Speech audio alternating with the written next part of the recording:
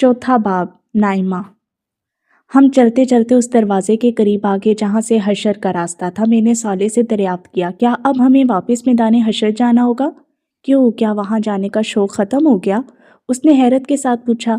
नहीं, ऐसी बात नहीं। मैं सोच रहा था कि यहाँ आ गया हूँ तो अपने घर वालों से मिल लूँ। जब हम शुरू में यहाँ आए थे तो मुझे बराह रास्त ऊपर ले गए थे। अब तो मेरे घर वाले उम्मत मुहम्मदिया के कैंप में पहुँच चुके होंगे। तुम इंसान अपने जज्बों को तहजीब के लिफाफे में डालकर दूसरों तक मुंतकिल करने के आदी होते हो। खुलकर क्यों नहीं कहते कि अपनी घरवाली के पास जाना चाहते हो? ये बार बार घर वालों के अल्फाज क्यों बोल रहे हो? साले ने मेरी बात पर हंसते हुए तबसरा किया तो मैं झेम किया। फिर वो मुस्कुरा कर बोला, शर्माओ नहीं यार, हम वहीं चलते हैं। ये खादिम तुम्हारी हर ख्वाहिश पूरी करने पे मामूर है।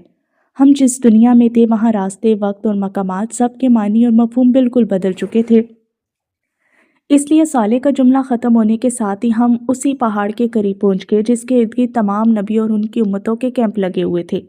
शायद मैंने तुम्हें पहली दफ़ा यहाँ आते वक्त ये बताया था कि इस पहाड़ का नाम एराफ है। इसी की बुलंदी पर तुम गए थे और ये देखो, उम्मत मुहम्मदिया का ये कैंप करीब आ गया।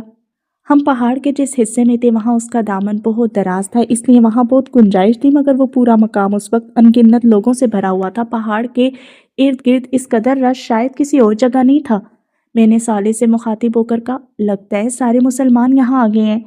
नहीं, बहुत कम आए हैं। उम्मत मुहम्मदिया की तादाद बहुत ज़्यादा थी, इसलिए उसके मुकर्रबीन और सालिहीन की तादाद भी बहुत ज़्यादा है, वगरना बेशतर मुसलमान तो अभी मैदान हशर ही में परेशान घूम रहे हैं। तो मेरे ज़माने के मुसलमान भी यहाँ होंगे?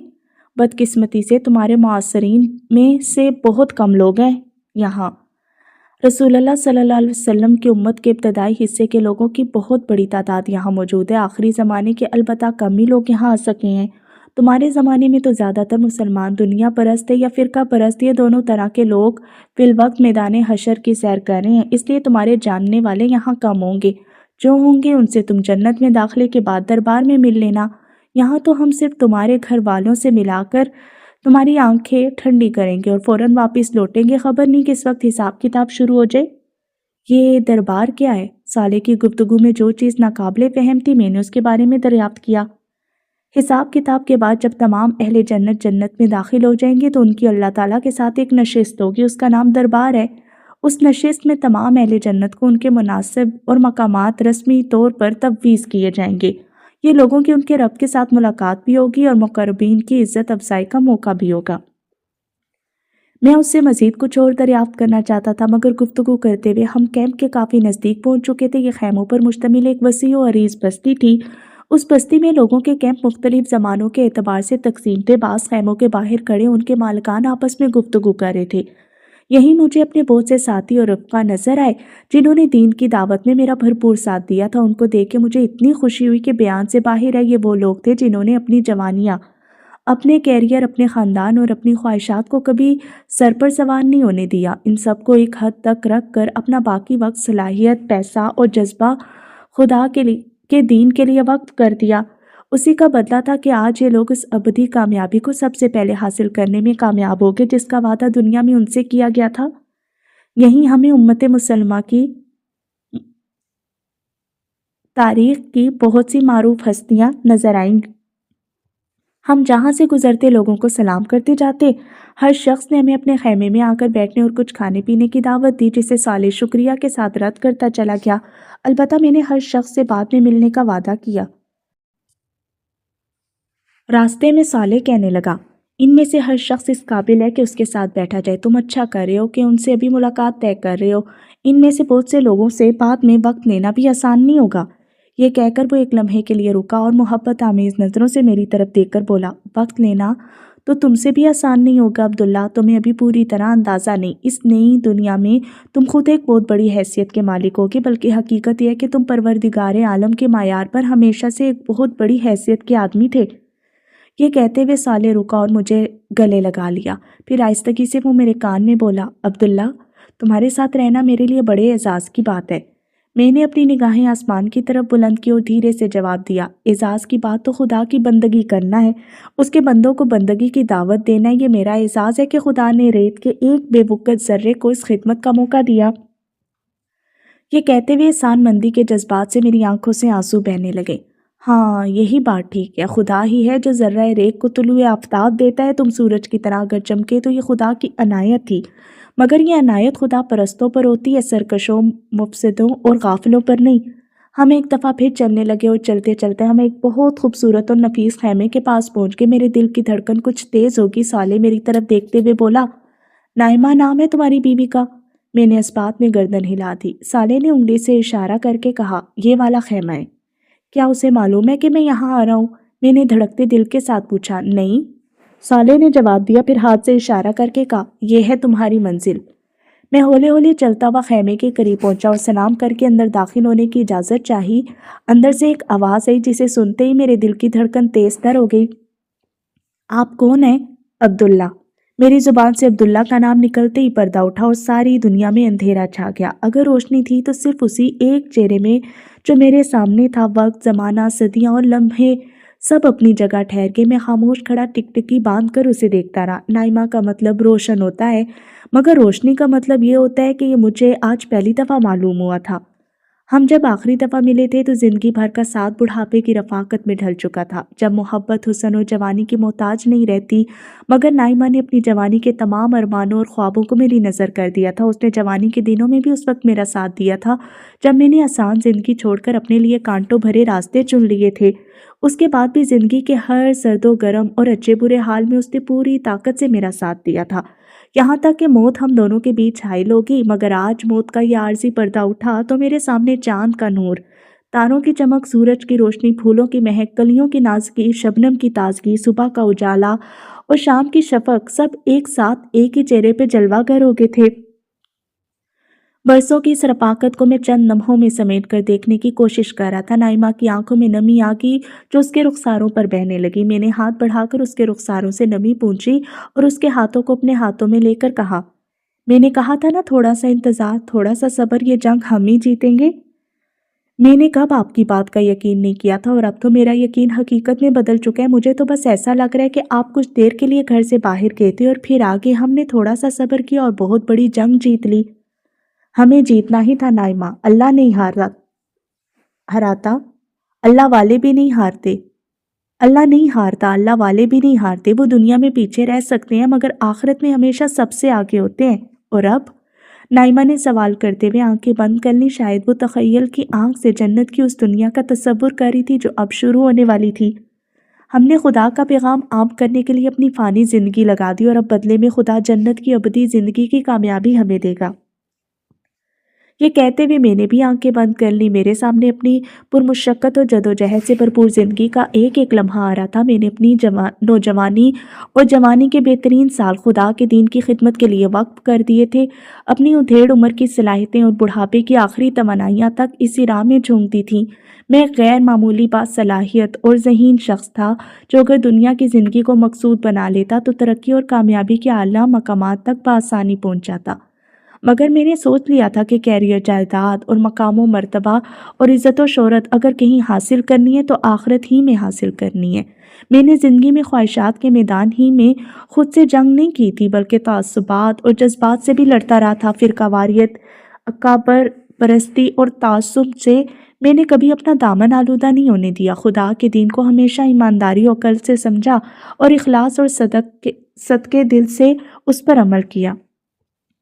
اس کے دین کو دنیا بھر میں پھیلایا اور کبھی اس راہ میں کسی ملامت کرنے والے کی ملامت کی پرواہ نہیں کی۔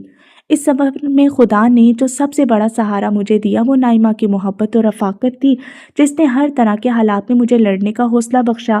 اور اب ہم دونوں شیطان کے خلاف اپنی جنگ جیت چکے ہیں۔ مشقت ختم ہو چکی تھی اور جشن کا وقت تھا۔ ہم اسی حال میں تھے کہ صالح نے کھنکار کر ہمیں اپنی موجودگی کا احساس دلایا اور بولا، آپ لوگ تفصیل سے بعد میں ملیے گا، ابھی چلنا ہوگا۔ اس کے ان الفاظ پر میں واپس اس دنیا میں لوٹ آیا۔ میں نے صالح کا نائمہ سے تعارف کروایا، یہ صالح ہیں۔ پھر ہنستے ہوئے میں نے اپنی بات میں اضافہ کیا، یہ کسی بھی وقت مجھے تنہا چھوڑنے پر آمادہ نہیں ہوتے۔ نائمہ نے صالح کو دیکھتے ہوئے کہا، میں انہیں جانتی ہوں، مجھے یہاں پر یہی چھوڑ کر گئی تھی اور اسی وقت آپ کے بارے میں بتا دیا تھا، وگرنہ میں بہت پریشان رہتی۔ میں نے صالح کی طرف مڑتے ہوئے کہا، تم مجھ سے الگ ہی کب ہوئے جو نائمہ کو یہاں چھوڑنے آگے تھے؟ تمہیں غالباً یاد نہیں جس وقت تم اوپر بیٹھے پروردگار کے حضور حشر کے میدان میں گھومنے پھرنے کا پروانہ لے رہے تھے اس وقت میں تمہارے برابر سے اٹھ گیا تھا۔ عبداللہ یہ تمہاری کمزوری بھی ہے اور طاقت بھی کہ جب تم خدا کے ساتھ ہوتے ہو تو تمہیں ارد گرد کا ہوش نہیں ہوتا۔ ہوش تو مجھے تھوڑی دیر پہلے بھی نہیں تھا مگر اس وقت تو تم پہلے نہیں۔ ہاں میں اگر ٹل جاتا تو پھر تم سے اگلی ملاقات یوم حشر کے بعد ہی ہوتی۔ ویسے تم انسان بڑے ناشکرے ہو اور بھلکڑ بھی، بھول گئے تمہیں کہاں جانا ہے۔ اوہو نائمہ ہمیں چلنا ہوگا، تم یہیں رکو، میں کچھ دیر میں آتا ہوں۔ مگر ہمارے بچے؟ وہ بھی ٹھیک ہے، تم انہیں یہاں تلاش کرو، قریب میں کہیں مل جائیں گے، وگرنہ میں تھوڑی دیر میں سب کو لے کر خود آ جاؤں گا۔ ابھی مجھے فوراً میدان حشر میں لوٹنا ہے، ملنا ملانا اس کے بعد عمر بھر ہوتا رہے گا۔ اس آخری سوال کے بعد یہاں میرے رکنے کی گنجائش ختم ہو چکی تھی کیونکہ مجھے جواب میں ان 2 بچوں کے بارے میں بھی بتانا پڑتا جو یہاں نہیں تھے اور یہ ایک بہت تکلیف دہ کام تھا۔ نائمہ نے کچھ سمجھتے ہوئے اور کچھ نہ سمجھنے کے انداز میں گردن ہلا دی۔ واپسی پر میں نے صالح سے کہا، یہاں کی زندگی میں تو خاندانوں میں بڑی ٹوٹ پھوٹ ہو جائے گی، کسی کی بیوی رہ گئی اور کسی کا شوہر رہ گیا۔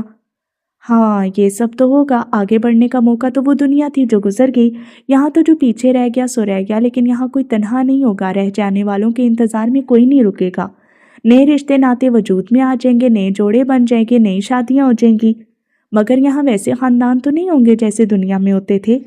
تم ٹھیک سمجھے ہو، دنیا میں خاندان کا ادارہ انسانوں کی بعض کمزوریوں کی بنا پر بنایا گیا تھا، بچوں کی پرورش اور بوڑھوں کی نگہداشت اس ادارے کا بنیادی مقصد تھا۔ خاندان کی مضبوطی اور استحکام کے لیے مردوں کو خاندان کا سربراہ بنایا گیا تھا، اسی خاندان کو جوڑے رکھنے کے لیے عورتوں کو بہت سے معاملات میں مردوں سے کمزور بنایا گیا تھا۔ جبکہ مردوں کو جبلی طور پر عورتوں کا محتاج کر دیا گیا تھا، وہ مردوں کے لیے ایک نعمت بھی تھی اور ضرورت بھی، اس کے بغیر دنیا کا نظام چل نہیں سکتا تھا، مگر اب یہاں معاملات جدا ہوں گے۔ عورتیں مردوں کے لیے ایک نعمت تو رہیں گی مگر خود ان کی محتاج نہیں ہوں گی، اسی لیے ان کی قدر و قیمت بہت بڑھ جائے گی اور ان کا نخرہ بھی۔ اس کا مطلب یہ ہے کہ اس دنیا میں عورت ہونا زیادہ فائدے کی بات ہے، عورت جب چاہے گی مرد کی توجہ حاصل کر لے گی، مگر مرد کا عورتوں پر کوئی اختیار نہیں ہوگا، حالانکہ وہ ان کے ضرورت مند ہوں گے۔ ہاں یہ بات ٹھیک ہے، تو ہم مرد تو پھر نقصان میں رہے؟ ہاں نقصان میں تو تم لوگ رہو گے، یہ تو بڑا مسئلہ ہے، اس مسئلے کا کوئی حل ہے؟ جنت کی نئی دنیا میں ہر چیز کا حل ہوتا ہے، حوریں اسی مسئلے کا حل ہیں، مگر ان سے تو خواتین کو جیلسی محسوس ہوگی۔ نہیں ایسا نہیں ہوگا، حوریں اپنے سٹیٹس اور خوبصورتی میں کبھی جنت کی خواتین کے برابر نہیں آ سکتی، اس لیے وہ جنتی خواتین کے لیے کبھی رشک و حسد کا باعث نہیں بنے گی۔ جنت کی خواتین اپنے اعمال کی وجہ سے حوروں سے کئی زیادہ خوبصورت اور بہت بڑے سٹیٹس کی مالک ہوں گی، انہیں اس کی پرواہ نہیں ہوگی کہ ان کے شوہر کی اور دلچسپیاں کیا ہیں۔ ویسے بھی جنت انسانوں کی نہیں خدا کی دنیا ہے، تم جانتے ہو کہ انسانوں اور خدا کی دنیا میں کیا فرق ہوتا ہے؟ میں خاموشی سے سوالیہ نگاہوں سے اسے دیکھتا رہا، اس نے اپنے سوال کا خود ہی جواب دیا۔ انسانوں کی دنیا میں رقیب سے حسد کی جاتی ہے، مگر خدا کی دنیا میں رقیب بھی محبوب ہوتا ہے۔ یہ بات تو لاجواب ہے، مگر اس مسئلے کا فیصلہ جنتی خواتین ہی کر سکتی ہیں۔ جنت پاکیزہ لوگوں کے رہنے کی جگہ ہے، ان کی پاکیزگی خدا کی مہربانی سے کسی منفی جذبے کو ان کے پاس بھٹکنے نہیں دے گی۔ صالح نے میری بات کا براہ راست جواب دینے کے بجائے ایک اصولی بات بیان کی اور پھر اس کی مزید وضاحت کرتے ہوئے بولا، اصل میں تم ابھی تک انسانی دنیا کے اثرات سے نہیں نکلے ہو، پچھلی دنیا آزمائش کی دنیا تھی، اس لیے وہاں مثبت جذبوں کے ساتھ منفی جذبے بھی رکھ دیے گئے تھے۔ یہ منفی جذبے انسانی شخصیت کے اندر سے اٹھتے تھے، ہر مومن مرد عورت کی یہ ذمہ داری تھی کہ وہ ہر طرح کے منفی حالات اور ماحول میں رہنے کے باوجود اپنے اندر پیدا ہونے والے منفی جذبات پر قابو پائے۔ یہ بالکل ایسا ہی ہے جیسے پسینہ، بول و براز، پیشاب اور پاخانہ وغیرہ انسانی جسم سے نکلنے والی گندگیاں تھیں، مگر حکم تھا کہ ہر گندگی سے اپنے وجود کو پاک رکھو، تو تم لوگ پانی سے غسل و طہارت کرتے تھے۔ اسی طرح منفی جذبے بھی اندر سے پیدا ہونے والی گندگیاں تھیں، غصہ، نفرت، جھوٹ، حسد، تکبر، کینہ، ظلم اور ان جیسی تمام گندگیوں کے بارے میں حکم تھا کہ صبر کے پانی سے انہیں دھو ڈالو۔ مومن مرد و عورت زندگی بھر یہ مشقت اٹھاتے رہے، مگر آج کے دن انہیں ہر ایسی مشقت سے پاک کر دیا جائے گا، یعنی مطلب یہ کہ اب نہ ان کے جسم سے گندگیاں نکلیں گی اور نہ ان کے ذہن میں منفی جذبے اور خیالات پیدا ہوں گے۔ جنت خوبصورت لوگوں کے رہنے کی ایک خوبصورت جگہ جہاں کوئی بدصورت جذبہ باقی نہیں رہے گا، لیکن میرے خیال میں اس بحث میں اصل بات یہ سامنے آئی کہ حوریں جنت کی خواتین سے کم تر ہیں اور بس گزارے کے قابل ہیں، تبھی وہ ان سے حسد نہیں کریں گی۔ پھر میں نے ہنستے ہوئے اپنی بات میں اضافہ کیا، مسلمان خواہ حوروں کے حسن کا چرچا سن کر ان کے دیوانے بنے اور بلا وجہ لوگوں کے طعنے سنتے رہے۔ میرے مذاق کے جواب میں صالح نے سنجیدگی سے کہا، کہ دونوں تمہاری غلط فہمیاں ہیں۔ بات یہ ہے کہ جنت میں تم مرد عورتوں کے لیے کوئی ایسا قیمتی اثاثہ نہیں روگے جس کی وجہ سے وہ کسی سے حسد کریں۔ رہی حوریں تو ان کی اتنی تحقیر مت کرو کہ ان کے لیے کمتر اور گزارے کے قابل کے الفاظ بولو۔ وہ جنتی خواتین جیسی تو نہیں، مگر بہرحال ایسی بھی نہیں ہے کہ تم ان کو کمتر سمجھو۔ اچھا، تو وہ کیسی ہیں؟ میں بتاتا ہوں وہ کیسی ہیں۔ وہ حوریں نسوانی جمال کا آخری نمونہ اور جسمانی خوبصورتی کا آخری شاہکار ہیں۔ ان کا بے مثال حسن اور باکمال روپ سرخی پاؤڈر کے سنگار، گجروں کے تار، موتیوں کے ہار اور زیب و زینت کی جھنکار کا محتاج نہیں ہوتا۔ ان کے وجود کی تشکیل کے لیے کائنات اپنا ہر حسن مستعار دیتی ہے۔ پھول اپنے رنگ، ہوا اپنی لطافت، دریا اپنا بہاؤ، زمین اپنا ٹھہراؤ، تارے اپنی چمک، کلیاں اپنی مہک، چاند اپنی روشنی، سورج اپنی کرنیں، آسمان اپنا توازن، چوٹیاں اپنی بلندی اور وادیاں اپنے نشیب جب جمع کر دیتے ہیں تو ایک حور وجود میں آتی ہے۔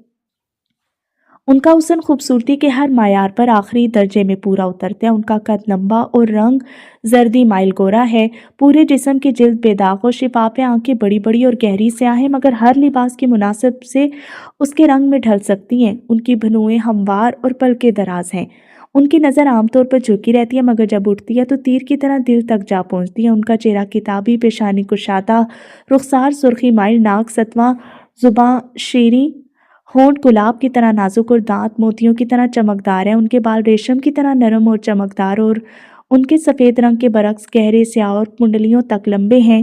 ان کی آواز سریلے نغمے کی طرح کان میں رس گھولتی، باتوں سے موتی جھڑتے اور مسکراہٹ سے رت حسین ہو جاتی ہے۔ ان کے وجود میں حیا کا عطر اور سانسوں میں خوشبوؤں کی مہک ہے۔ ان کے لہجے میں نرمی، چلنے کے انداز میں دلربائی اور بولنے کے طریقے میں شان و وقار ہے۔ ان کا معطر وجود، مخملی لباس اور چمکتے زیور کے اندر باتوں میں چھپتے کھلتے بدرِ کامل کا منظر پیش کرتا ہے۔ تم نے حوروں کو دیکھا ہے؟ نہیں، انہیں کسی نے نہیں دیکھا، صرف ان کا احوال سنا ہے، وہی تمہیں سنا رہا ہوں۔ یہ کہتے ہوئے اس نے سلسلہ بیان جاری رکھا لیکن اس دفعہ اشعار میں اپنا مدعا بیان کرنے لگا۔ صالح بے تکان بول رہا تھا اور میں خاموشی سے اس کی شکل دیکھ رہا تھا۔ اس نے جب اشعار پڑھ لیے تو میں نے کہا، تمہاری باتیں واقعی مبالغہ کہانیاں اور خواب لگ رہی ہیں، لیکن یہ اگر خواب ہے تو بہت دلکش خواب ہے۔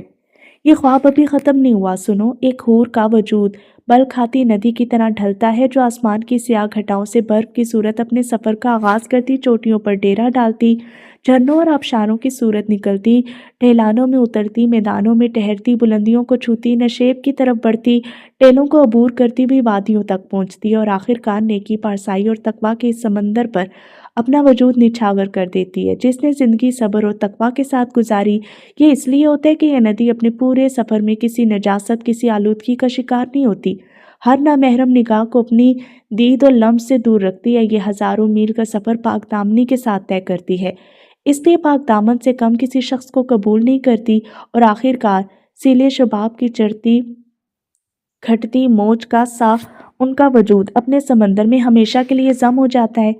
مجھے سمجھ ہی نہیں آتا کہ تعریف حوروں کی کروں یا تمہارے بیان کی۔ تعریف تو صرف اللہ کی ہونی چاہیے، مگر یاد رہے میں فرشتہ ہوں، یہ میرے نہیں انسانی جذبات کا اظہار ہے۔ میں نے انسانی الفاظ و جذبوں کے بارے میں جو کچھ سیکھا ہے اس کا اکثر حصہ تمہارے ساتھ رہ کر تم سے سیکھا ہے، اس لیے تم چاہو تو اپنی تعریف آپ کر سکتے ہو۔ نہیں، تعریف کا مستحق تو صرف اللہ ہے جو ہر خوبصورتی کا خالق ہے، چاہے وہ بیان کی ہو یا انسان کی۔ مگر یہ بتاؤ کہ کیا یہ حوریں انسان ہوں گی؟ ہاں، یہ بھی انسان ہے۔ اسی طرح اہل جنت کے وہ خدام جنہیں غلمان کہا جاتا ہے وہ بھی انسان ہی ہیں۔ یہ وہ لڑکے ہیں جو ہمیشہ لڑکے ہی رہیں گے۔ یہ لڑکے کیوں رہیں گے؟ ملازم اور خادم تو وہ بہتر ہوتا ہے جو زیادہ عمر کا اور زیادہ سمجھ رکھتا ہو۔ میں نے ذہن میں آنے والا ایک اعتراض جڑ دیا۔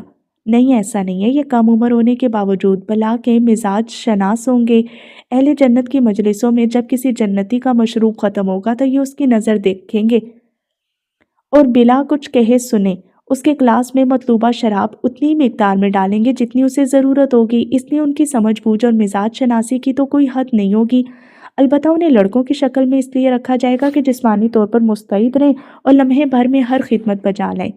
ان کا لباس، شکل اور حلیہ انہیں ایسا بنا دے گا کہ گویا محفل میں قیمتی موتی بکھرے ہوئے ہیں۔ ان کے ابدی طور پر کم عمر لڑکے بنائے جانے کی دوسری وجہ یہ ہے کہ ان کو کبھی ازدواجی تعلق کی ضرورت نہ ہو، جبکہ حوریں مکمل شباب کی عمر کو پہنچی ہوئی لڑکیاں ہوں گی اور اہل جنت کی بیویاں ہوں گی۔ کیا حوریں اور غلمان اہل جنت کے لیے خاص طور پر تخلیق کیے جائیں گے؟ یہ ایک لمبی کہانی ہے، ہمارے پاس وقت کی کون سی کمی ہے، یہ لمبی کہانی بھی سناتے جاؤ۔ سنو، آج کا دن انسانوں کا پہلا محشر نہیں ہے۔ کیا مطلب؟ کیا قیامت پہلے بھی آ چکی ہے؟ قیامت تو پہلے نہیں آئی، البتہ اول تا آخر سارے انسان ایک دفعہ پہلے بھی پیدا کیے جا چکے ہیں۔ تمہارا اشارہ عہد الست کی طرف ہے۔ ہاں، مگر اس سے قبل اللہ تعالیٰ نے تمام مخلوقات کے سامنے یہ موقع رکھا تھا کہ وہ جنت میں اللہ تعالیٰ کی ابدی رفاقت کا شرف حاصل کرنے، لیکن اس کے لیے انہیں دنیا میں کچھ وقت ایسے گزارنا ہوگا کہ خدا ان کے سامنے نہیں ہوگا، صرف اس کے احکام ان کے سامنے آئیں گے اور انہیں بن دیکھے رب کی عبادت اور اطاعت کا راستہ اختیار کرنا ہوگا۔ زمین کی بادشاہی عارضی طور پر ماننا اس مخلوق کو دے دی جائے گی، اور اپنی بادشاہی کے زمانے میں اس مخلوق کو اپنے بارے میں یہ ثابت کرنا ہوگا کہ وہ صاحب اختیار بادشاہ ہونے کے باوجود بن دیکھے خدا کی اطاعت کے لیے تیار ہے۔ جس کسی نے اقتدار اور اختیار کی اس امانت کا درست استعمال کیا، اس کا بدلہ جنت میں خدا کی ابدی رفاقت ہوگی اور ناکامی کی صورت میں جہنم کا عذاب۔ تو پھر کیا ہوا؟ یہ ہوا کہ ساری مخلوقات ڈر کے پیچھے ہٹ گئی، اس لیے کہ جنت جتنی حسین ہے، جہنم اتنی بھیانک جگہ ہے۔ حشر کی سختی کو تو ابھی تم نے اپنی آنکھوں سے دیکھا، اس کے بعد کون عقل مند اس امتحان میں کودنے کی کوشش کرتا؟ اور غالباً ہم جذباتی انسان اس امتحان میں کود پڑے۔ میں نے لقمہ دیا۔ ہاں، یہی ہوا تھا، لیکن خدائی امانت اٹھانے کا یہ عزم روح انسانی نے اجتماعی طور پر کیا تھا۔ اس لیے خدا کے عدل کا تقاضا یہ تھا کہ ہر انسان کو پیدا کر کے براہ راست اس سے یہ معلوم کیا جائے کہ وہ کس حد تک اس امتحان میں اترنے کے لیے تیار ہے۔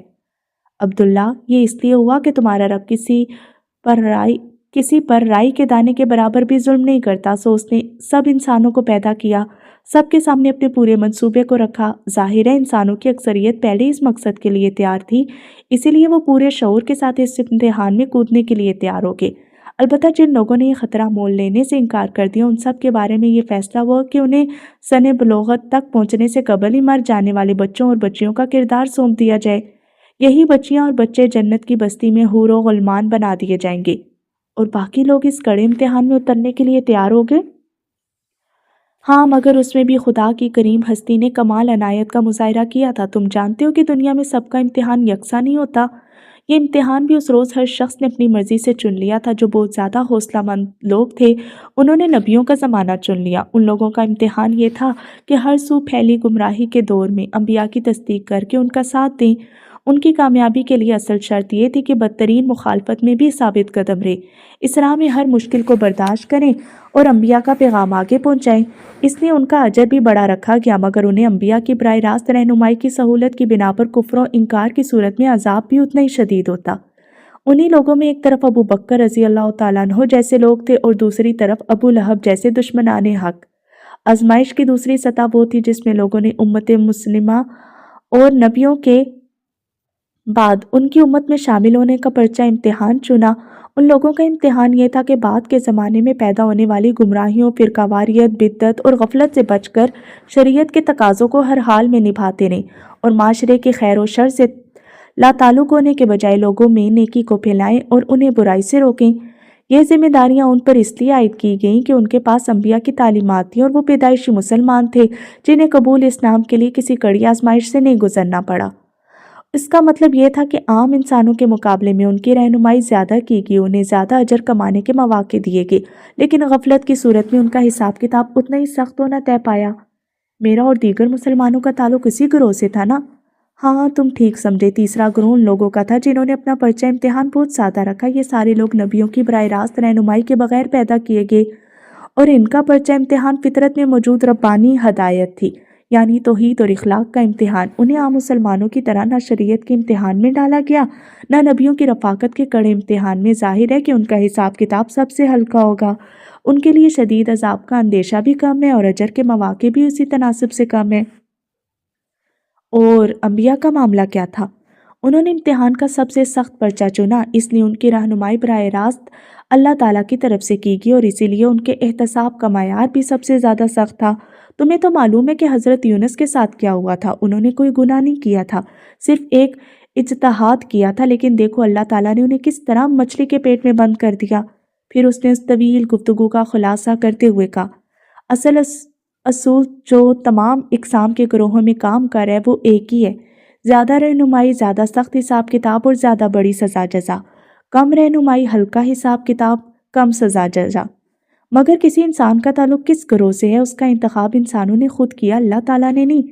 اس کا مطلب یہ ہوا کہ اگر دنیا میں میری رہنمائی بہت زیادہ کی گئی تو یہ دراصل میری اپنی درخواست کے نتیجے میں کی گئی تھی۔ ہاں بالکل ایسا ہی ہے، اسی وجہ سے تم آج اتنا اونچا درجہ پانے میں کامیاب ہوگے۔ اگر تم اس رہنمائی کی قدر نہ کرتے تو تمہیں اتنا ہی شدید عذاب دیا جاتا۔ یار میں نے کتنا بڑا رسک لے لیا تھا، یہی تمہاری دنیا کا اصول تھا، نو رسک نو گین۔ مجھے اس لمحے میں احساس ہوا کہ میں نے کیا پا لیا اور کس خطرے سے نکل گیا ہوں۔ میں بھی اختیار سجدے میں گر گیا، دیر تک اپنے رب کا شکر ادا کرتا رہا جس نے مجھے اس عظیم امتحان میں سرخرو کر دیا تھا۔ اتنے میں صالح نے میری پیٹھ تھپکتے ہوئے مجھ سے کہا، عبداللہ اٹھو۔ میں اٹھ کر کھڑا ہوا اور صالح کو دونوں ہاتھوں سے پکڑ کر بولا، صالح اب میں کبھی نہیں مروں گا، میری زندگی میں کبھی کوئی بیماری، بڑھاپا، خوف، غم، حزن، اداسی اور مایوسی نہیں آئے گی۔ میرا دل چاہ رہا ہے کہ میں اچھلوں کودوں، ناچوں، کہکے لگاؤں اور پوری دنیا کو چیخ چیخ کر بتاؤں کہ لوگوں میں کامیاب ہو گیا، لوگوں میں کامیاب ہو گیا۔ آج سے میری بادشاہت شروع ہوتی ہے، آج سے میری زندگی شروع ہوتی ہے۔ صالح خاموشی سے مسکراتے ہوئے مجھے دیکھتا رہا، میرے خاموش ہونے پر وہ بولا، زندگی تو شروع ہوگی، ابھی تو ہمیں واپس حشر میں لوٹنا ہے، بہت سے احوال دیکھنے ہیں، خدا نے تمہیں بڑا غیر معمولی موقع دیا ہے، آؤ میدان حشر میں چلتے ہیں۔